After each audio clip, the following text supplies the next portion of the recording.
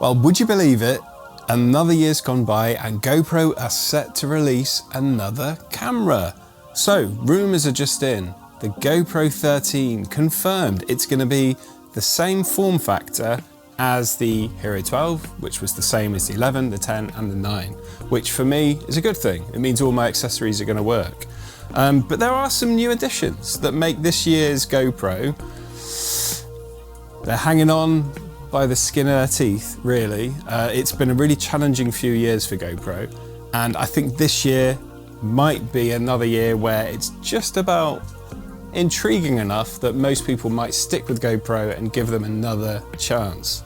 So what are the new features that have been leaked? Well, other than the form factor being the same, it looks as though they've moved away from the speckled, recycled thing, which, you know, it's not going to make a massive difference. We also have a brand new lens mod. Now, we knew more lens mods were coming because at the moment it's just the Max Lens mod.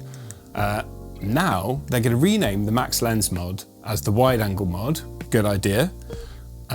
Less confusing that way. But they've also got a new macro mod.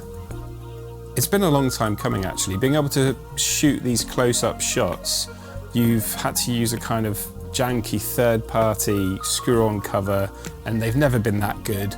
But this one actually looks pretty good. Now, when I first saw it, it looked as though the ridges around the edges would allow you to rotate some sort of thing to maybe focus or defocus. But actually, upon further investigation, I think it's clear that that's used in order to grip on and rotate the lens on and off of your camera, much the same as this Max Lens Mod 2.0, as it's currently called, goes on and off. So one of the main issues that's been plaguing GoPro users for the past number of years is that when you're using the media mod, because you're using the fingers that are inside that are actually part of your GoPro camera already, when it comes to swapping batteries, you have to disconnect your camera from whatever it's mounted onto before folding the fingers away so that you can open the latch and then pull the camera out in order to change the battery or the SD card. And that's really annoying if you really want a quick change because you just want to move on and get your battery, or if your camera's already set up ready to go, say it's on a chest mount, and then you've got to take it off there and it's just really annoying. So actually they finally caught up with the other manufacturers, so DJI and Insta360, with a magnetic mount. So the new mounting system is going to enable a sort of quick release mount that you have on the other cameras, and that will enable us to quickly disconnect the camera, and it will make it quicker to change your battery or what have you. So every year we have similar upgrades. The resolution gets slightly higher, the available frame rates in said resolutions get slightly higher, and I don't think that this year is going to be much different in that regard. But there is a hardware change. So if you look closely on this photo, you can see that they've got the heatsink that they've borrowed from the GoPro Hero 11 Mini that was used to dissipate more heat. Now it's literally just, there's a bigger surface area so more heat can escape. That's how it works, it's a heatsink. And I'm hopeful that also means that they're bringing in more features that require it to dissipate more heat in order to work properly, namely the GPS module. It would be really nice to see a return of the GPS module. So other than a brand new Hero 13 camera, we also have a new camera altogether, which is like a sort of takedown version of the mainline Hero 13. And this camera is going to be priced around $200, probably also £200 and €200. And it features a screen at the back, unlike the 11 Mini. It also has the same heatsink ability on the front as does the Hero 13 Black, but it does have a fixed battery, so it's not going to be removable like most of us really want in our cameras. Now, I'm personally a fan of the Hero 11 Mini. I really enjoy using mine, but only at certain times. There's other times when I definitely would go for a main camera. So being able to swap batteries on the fly means that if you're going on a long journey or you know you're going to be doing a lot of filming, that you really do need to be using one of these ones. But if it's something where you can just crack it on the Volta, it's a bit more compact, it's easier to use, then the 11 Mini is good for that sort of situation. So maybe this new one will be a similar sort of thing. So as well as the new cameras, we've got some new accessories. So there's a ball mount that will go in the new clip-on magnetic mount that's coming from GoPro.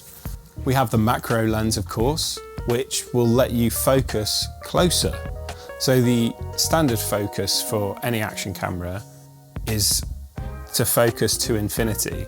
So that means anything closer to the camera won't be in focus because you can't have everything in focus. That's just how cameras work. So when you use the macro lens, you're going to have everything close in focus, and then that will slowly, the further you get from the camera, will become more and more out of focus. So that's really good if you want to get a close-up detail on a flower, an insect, or anything like that. So it's going to open up new opportunities for GoPro users. Now, will they allow people that own previous cameras to use the macro lens? My instinct tells me that they probably won't let the 11 use the macro lens, but I think the 12 will probably be compatible with the macro lens. Maybe not straight away, but they'll probably bring it out after an update, especially if there's outcry from people that are like, hey, what gives, I've just bought a 12. Can you just let us use the macro lens? Because I'm sure it's quite simple to implement, but we'll see, we'll see. So what about a 1-inch sensor? Is that a possibility? Now, I think down to the fact that they're now adding a macro lens mod, that could be because they're getting ahead of any complaints about people having out of focus areas when they're filming close, because that problem would be worse on a 1-inch sensor. So, you know, there's some evidence to suggest that maybe they do that. And Nick Woodman definitely mentioned that there'd be new updated features that will make these cameras irresistible to fans.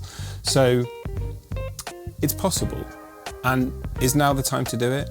Definitely. So that would improve the low light capabilities, especially if they don't go for something like an 8K image. If they stick with 5.3K or whatever, you know, something not too crazy, but have a bigger sensor, but keep the resolution the same, it will have a better light gathering ability in that case.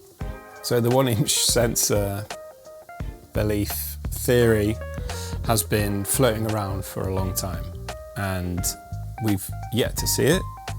And is this the camera where we'll finally get that 1-inch sensor that people have been crying out for? I suppose we'll see. Is it necessary? Not sure. If you want to stay up to date with all the latest leaks on the new GoPro cameras coming out, then make sure you subscribe below and stay informed. See you on the next one.